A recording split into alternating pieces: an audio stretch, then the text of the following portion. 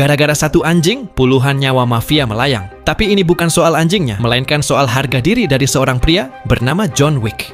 Awalnya ketika Mamang John sedang mengisi bensin, tiba-tiba ada jamet songong menghampirinya dan bilang kalau dia naksir mobil yang dibawa sama si John. Terus maksa mau membelinya dengan harga berapapun. Tapi si John menolak tawaran itu karena ini mobil kesayangannya. Rupanya hal itu bikin teman si Jamet marah dan mulai mengancam. Tapi John gak peduli dan langsung pergi. Tapi yang namanya Jamet, rasa gengsinya tentu lebih tinggi dari akalnya.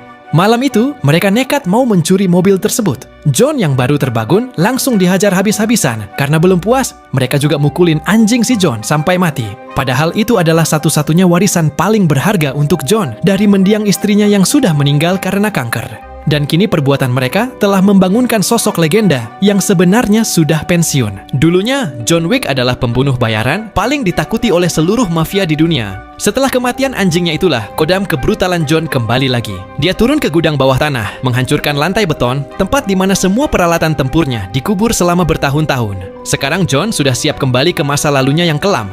Sementara di sisi lain, mobil John yang sudah dicuri dibawa si Jamet ke bengkel mobil bodong untuk diganti surat-suratnya. Akan tetapi pemilik bengkel langsung mengusir mereka karena tahu mobil itu milik Mamang John. Tanpa diduga, si Jamet ternyata anak dari bos mafia paling berkuasa. Tapi bapaknya langsung murka pas tahu anaknya berurusan dengan John Wick dan bilang kalau umur si Jamet nggak akan lama lagi karena John pasti akan memburunya sampai mati. Untuk menghindari semua itu, sang ayah lalu menyembunyikan putranya di sebuah tempat rahasia dengan pasukan pengamanan tinggi.